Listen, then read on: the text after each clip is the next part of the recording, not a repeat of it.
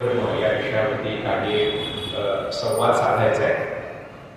प्रज्ञाचक्षू मधुराद्वैताचार्य श्री गुलाबराव महाराज संस्थान यांच्या वतीनं जी विचारवेध व्याख्यानमाला गेल्या 23 वर्षांपासून चांदूरबाजारच्या ठिकाणी सुरू आहे अब्दुल्लामा, तर त्या व्याख्यानमालेचा एक भाग म्हणून आज वारकरी संप्रदाय एक विश्वधर्म या विषयावरती आपण संवाद साधणार आहोत. वास्तविक पाहता वारकरी संप्रदाय हा एक विश्वधर्म हा जो विषय आहे, त्या विषयाची मूळ संकल्पना ही प्रज्ञाचक्षू गुलाबराव महाराजांची आहे. गुलाबराव महाराज हे वारकरी नव्हते. त्यांनी स्वतंत्रपणे मधुराद्वैताचं तत्वज्ञान मांडलेलं होतं आणि मधुराद्वैत नावाने त्यांचा एक संप्रदाय नंतरच्या काळामध्ये निर्माण झालेला होता. आणि रूढ अर्थाने वारकरी नसलेल्या एका प्रज्ञाशील माणसाने, सत्पुरुषाने वारकरी संप्रदायाचं जे परीक्षण केलेलं आहे ते महत्वाचं. वारकरी असलेल्या माणसाने वारकरी संप्रदायाचं मोठेपण सांगणं यात फार काही नवल नाही, कारण प्रत्येक संप्रदायातल्या व्यक्तीला त्या संप्रदायाचा अभिमान असतोच आणि ते स्वाभाविकही असतं.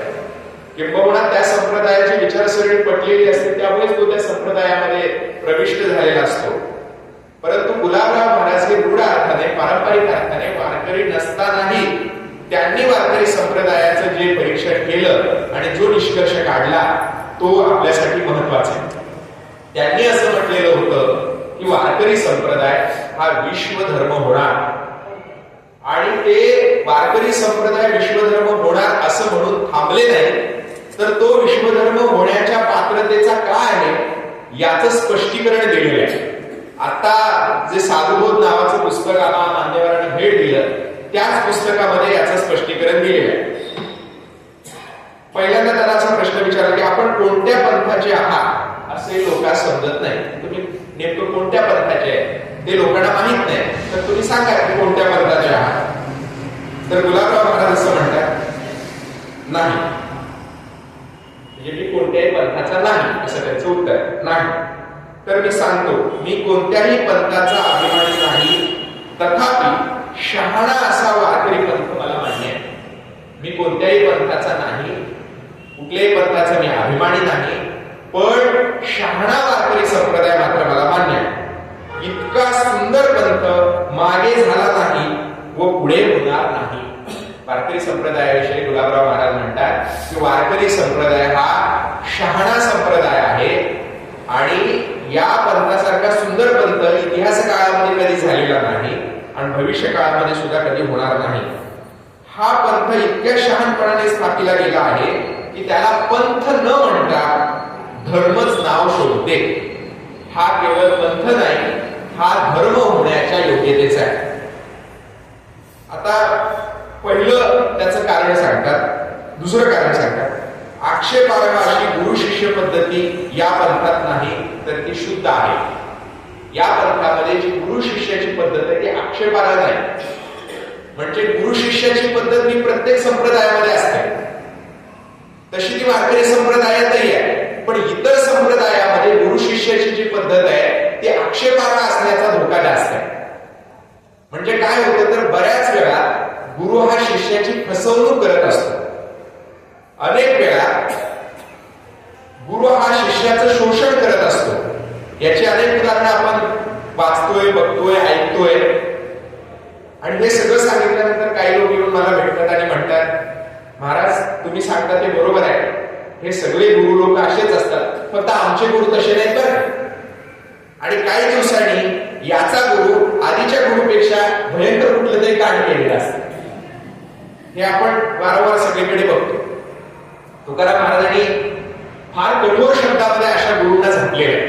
तुकाराम महाराज म्हणतात, पूस नाही पाय चारी मनुष्य परी पुत्री एक करती गुरु गुरु भोवती बहारू शिष्यांचा. अनेक शिष्यांना जमा करायचं आणि मी त्यांचा गुरु आहे अशा आविर्भावामध्ये वागायचं. ही खरं म्हणजे माणसं नाही, ही 2 पायाची कुत्री आहे. फक्त यांना इतर कुत्र्यासारखे 4 पाय नाहीये आणि शेपूट नाहीये, पण ही कुत्र्याच्याच पात्रतेची आहे असं महाराज म्हणतात. म्हणजे गुरु हा शिष्याचं शोषण करायला जे कारणीभूत ठरतो त्याची चिकित्सा करण्याचं काम वारकरी संतांनी केलेलं आहे.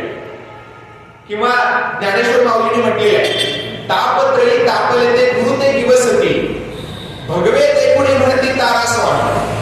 म्हणजे जे लोक तापत्रयाने तापलेले असतात, आधी लौकिक ताप, आधी दैविक ताप, आध्यात्मिक ताप, म्हणजे माणसाला अनेक मानसिक त्रस्तता असते, भौतिक त्रस्तता असते, आणि मग त्याच्यात काहीतरी उपाय मिळावा म्हणून आमच्यासारखे साधू कुठे मिळतात का म्हणून ते शोधत जातात.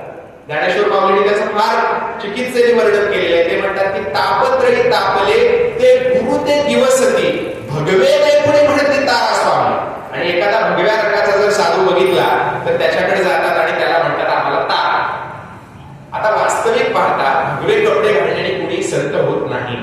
तुकोबाराय म्हणतात जर भगवे कपडे घालणारा संत होत असता तर कुत्र्याला सुद्धा संत म्हणावं लागलं असतं. कारण कुत्र्याचा रंग कसा असतो?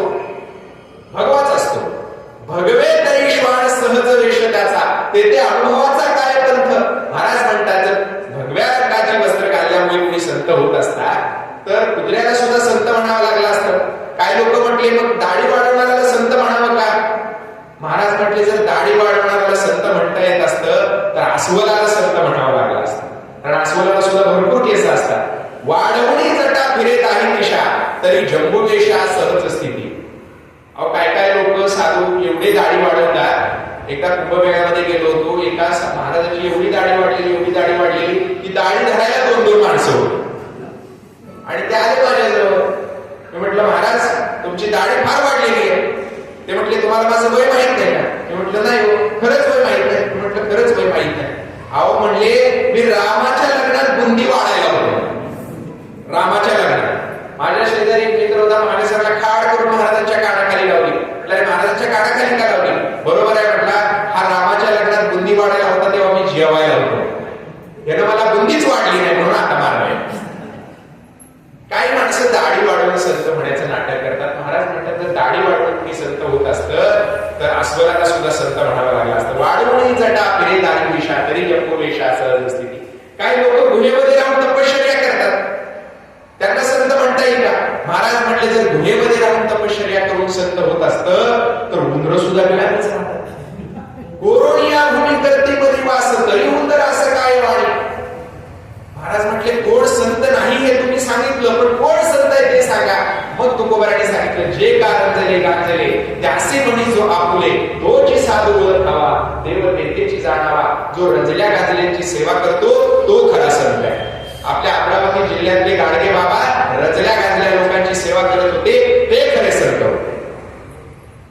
म्हणून जे आक्षेपार्ह गुरु शिष्याची पद्धत इतर ठिकाणी आहे की कानामध्ये कुंकुण मंत्र देणं किंवा शिष्याला सेवा करायला सांगणं, त्याच्यानंतर शिष्यांकडनं दक्षिणेच्या नावाखाली पैसा लुबाडणं, असे जे सगळे प्रकार इतर संप्रदायामध्ये चालतात तशी गुरुबाजी वारकरी संप्रदायामध्ये चालत नाही.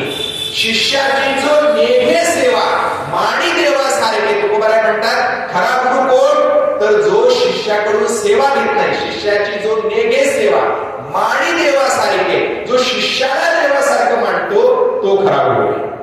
शिष्याला देवाच्या ठिकाणी जो मानतो तो खरा गुरु आहे. म्हणून आक्षेपार्ह अशा प्रकारची गुरु पद्धत नाहीये. दुसरं काय आहे तर इथे एक गुरु एक शिष्याची पद्धत नाहीये. इथे ज्ञान सगळ्यांना सांगायचं, फक्त शिष्यांनाच ज्ञान सांगायचं असं नाही. तुकोबाराने त्यासाठी फार चांगलं उदाहरण दिले.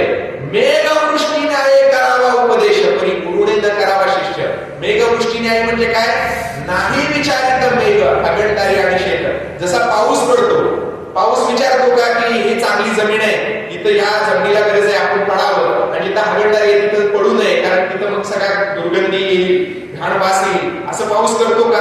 पाऊस सगळीकडे पडतो. त्याप्रमाणे गुरुने काही विचार न करता जे ज्ञान आहे ते सगळ्या लोकांना सांगावं. चांगले लोक स्वीकारतील, वाईट लोक नाकारतील, पण त्याच्यासाठी कुठल्या तरी शिष्याकडून सेवा करून घ्यायची, एखाद्यालाच आपला शिष्य म्हणायचं, त्यालाच फक्त ज्ञान द्यायचं, अशा प्रकारची पद्धत वारकरी संप्रदायामध्ये नाही. हे दुसरं कारण आहे. तिसरं कारण काय सांगितलं जे अत्यंत महत्वाचं आहे आजच्या काळामध्ये.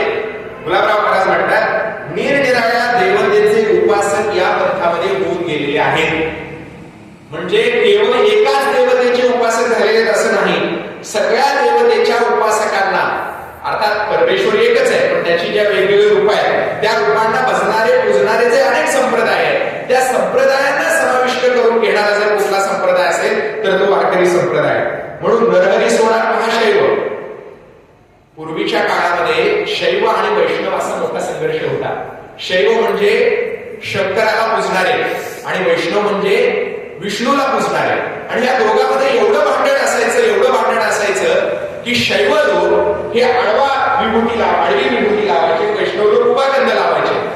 तर घरी सारवताना सुद्धा जे वैष्णव लोक आहेत ते उभं सारवायचे कारण त्याचा उभा गंध असायचा, आणि जे वैष्णव लोक आहेत ते आडवं सारवायचे कारण त्यांचा आडवा गंध होता.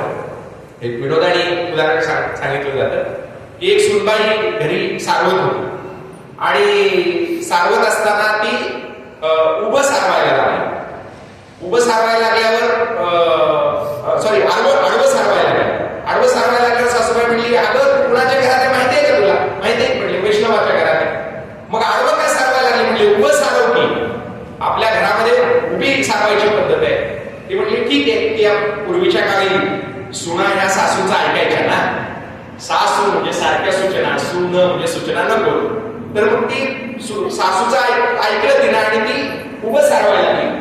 सारवण झालं आणि त्याच्यानंतर आता सारवणच संपलं त्याच्यामुळं हे नाहीये. सारवण संपल्यानंतर ती सासूबाई जी होती ती दात घासायला लागली. मग ही सूनबाई म्हटली, आत्याबाई आपण कुठल्या पंथाचं? म्हणजे वैष्णव पंथाचं. मग आडवं का दात घासताय? उभं घासाय. तर असा संघर्ष होता. शैव लोक जे वैष्णव लोक होते ते शिव म्हणायचे नाही. एखादं शिवणकाम जे असतंय की नाही तर त्याला शिव आपण शिव म्हणतो ना, शिव, तर ते शिव म्हणायचे नाही. तांगडा तांगडीकर. पोतं जर फाटलं तर पोतं शिव असं म्हणायचे, तांगडा तांगडीकर. असा शैव वैष्णवांचा संघर्ष होता. पण वारकरी संप्रदायाने तो भेद मिटवला आणि काय सांगितलं? हरिहरामध्ये भेद नाही नका करू वाद. हरी आणि हर म्हणजे महादेव, हरी म्हणजे पांडुरंग. हरिहरामध्ये भेद नाही नका करू वाद. भेद काशी नाड एक वेलांटीची आड. तुकाराम महाराज म्हणतात की त्याच्यामध्ये एका वेलांटीचा फक्त फरक आहे. त्याच्यामुळे अशा प्रकारचा भेद करू नका. हरी आणि हर एकच आहे. हे तत्वज्ञान वारकरी संप्रदायाने स्वीकारलं. तुम्हाला आज आश्चर्य वाटेल पण पूर्वीच्या काळी शैव वैष्णवांमध्ये एवढ्या दंगली झाल्या होत्या की त्यात लाखो लोक मारली गेली होती. त्याचे इतिहासात पुरावे आहेत. म्हणून वारकरी संप्रदायाने हा भेद नष्ट केला आणि शैव पंथातले सुद्धा नरहरी सोनार हे वारकरी संप्रदायामध्ये आले. म्हणजे महाशैव असलेले नरहरी सोनार, जनार्दन एकनाथ दत्तभक्त, एक सुफी दत्त संप्रदायाची जी परंपरा होती ती एकनाथ महाराजांच्या करवी, जनार्दन स्वामींच्या करवी वारकरी संप्रदायामध्ये आलेले. भानुदास सूर्योपासक, एकनाथ महाराजांचे जे पणजोबा होते ते सूर्याची उपासना करणारे होते. तात म्हणजे तुम्हाला माहितीये, जे बरोबर उत्तर सांगतील पुढचे सोडून त्यांना उदार 11 रुपयाचं बक्षीस. तात म्हणजे ज्ञानेश्वर माऊली, त्यांना ते वडील म्हणायचे. तात म्हणजे वडील. तात तुकारामादी वैष्णव म्हणजे बघा, वैष्णव संप्रदायातले ज्ञानेश्वर माऊली आणि तुकोबाराय वारकरी संप्रदायात आहेत. भानुदास सूर्योपासक आहेत, जनार्दन एकनाथ दत्तभक्त आहेत, नरहरी सोनार महाशैव आहेत. या सगळ्या संप्रदायांना समाविष्ट करून घेणारा हा पंथ आहे. त्याच्यामुळे हा इतर संप्रदायासारखा किंवा पंथासारखा एक पंथ नाही तर तो धर्म आहे. म्हणून पुढे सांगतात हे सर्व या पंथाचे अध्वर्यू आहे. आता सगळ्या पंथांना जसं समाविष्ट केलं तसं अजून काय केलं? आता गुलाबराव महाराज सांगतात, शिवाय नाथादी ब्राह्मण, तुकारामादी कुणबी, शेख मोहम्मद आदी मुसलमान, रोहिदास आदी चांभार, चोखामेळादी महार आणि कान्होपात्रादी वेश्या सुद्धा या पंथाच्या अनुयायी झालेल्या आहेत. सगळ्या जातीच्या आणि सगळ्या धर्माच्या लोकांना वारकरी संप्रदायाने समाविष्ट करून घेतलेले आहे. एकनाथ महाराजांसारखे ब्राह्मण होते पण अर्थात त्यांनी त्यांचं ब्राह्मणत्व त्यागलेलं होतं. म्हणजे ब्राह्मण असून सुद्धा दलित असलेल्या राणू महार नावाच्या एका भक्ताच्या घरी जाऊन त्यांनी जेवण केलेलं होतं. त्यामुळे एकनाथ महाराजांसारखे ब्राह्मण होते, तुकाराम महाराजांसारखे कुणबी होते. तुकाराम महाराजांनी म्हटलेले, बरे झाले देवा कुणबी केलो, नसता असतो दंभेची मेलो, किंवा तुका कुणबी याचा नेने शास्त्र मत. असे बरेच प्रमाण आहेत. तुकाराम महाराज कुणबी होते, एकनाथ महाराज ब्राह्मण होते, शेख मोहम्मद सारखे मुसलमान होते. शेख मोहम्मद अबिंद त्याचे हृदयी गोविंद. शेख मोहम्मद बाबा हे मुसलमान होते, पण ते सुद्धा वारकरी संप्रदायातले होते. मुस्लिमांना सुद्धा वारकरी संप्रदायाने संधी दिली. आता इथं उदाहरण दिलं नाही, पण तुकाराम महाराजांनी एका मुस्लिम संतांचं उदाहरण दिलं. लतीफ नावाचे एक संत होते. तुकाराम महाराज म्हणतात, कबीर मोमिन लतीफ मुसलमान सेना नहावी जाणं विष्णुदास. म्हणजे लतीफ महाराज असतील किंवा शेख मोहम्मद बाबा असतील, असे वारकरी संप्रदायातले मुस्लिम संत सुद्धा आहेत की जे विठ्ठलावर अभंग रचत होते. आज हिंदू मुस्लिम तणाव आपण एवढा वाढलेला बघतो, त्याच्यावर उत्तर जर काय असेल तर वारकरी संप्रदाय. कारण वारकरी संप्रदायाने हिंदू मुसलमान असा भेद केलेला नाही. शेख मोहम्मद आणि मुसलमान, रोहिदासाची चांभार, चोखा काळाने महार, म्हणजे ज्या जातींना दलित मानून त्याचा स्पर्श सुद्धा विटाळ मानला जात होता, अशा जातीतल्या व्यक्तींना सुद्धा वारकरी संप्रदायामुळे संत पदावरती अधिष्ठित होता आलं. आणि याच्या पलीकडे जाऊन कान्होपात्रांनी वेश्या, म्हणजे वेश्या आईच्या पोटी जन्माला आलेल्या कान्होपात्रा माऊलींना सुद्धा वारकरी संप्रदायाने प्रतिष्ठा दिली. म्हणजे जातीचा, कुळाचा, धर्माचा संबंध वारकरी संप्रदायाने ठेवला नाही. आता त्याच्या पुढचं मुक्ताबाई सारख्या ब्रह्मचारिणी आचार्या आणि जनाबाई सारख्या दासी या पंथात समत्वाला आलेल्या आहेत. म्हणजे बघा, आपल्याकडं पुरुष हा प्रधान मानला गेलेला आहे, तो श्रेष्ठ आहे असं मानलं गेलेलं आहे. ते खरं नाही आहे, पण मानलं गेलेलं आहे. पुरुषाच्या खालोखाल कोण आहे? स्त्री आहे, बरोबर. पण स्त्रियांमध्ये सुद्धा श्रेष्ठ कनिष्ठतेच्या पातळीवर आणखी एक भेद आहे. तो भेद म्हणजे इतर स्त्रिया आणि, म्हणजे साधारण स्त्रिया आणि एकल स्त्रिया. एकल स्त्रिया म्हणजे जी स्त्री नवऱ्याच्या आधाराशिवाय किंवा पुरुषाच्या आधाराशिवाय जीवन जगते, अशा स्त्रीला एकल स्त्री म्हणतात. त्या एकल स्त्रियामध्ये प्रकार आहे. पहिला प्रकार जो आहे तो म्हणजे काही स्त्रिया ह्या वय उठून गेले तरी लग्नच त्यांचं होत नाही काही कारणाने, त्यांना प्रौढ कुमारी असं म्हणतात, प्रौढ कुमारी. दुसऱ्या आहेत घटस्फोटी, ज्यांचं लग्न होतं कायदेशीररित्या, त्यांना घटस्फोट मिळतो त्या घटस्फोटी.